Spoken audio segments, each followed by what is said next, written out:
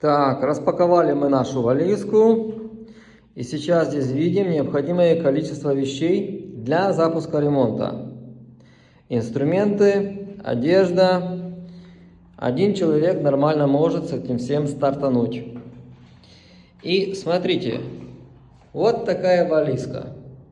Она не только полезна для рынка дедушкам, бабушкам, но и также в других случаях жизни можно использовать. Очень удобно, легко для рук. Всего хорошего!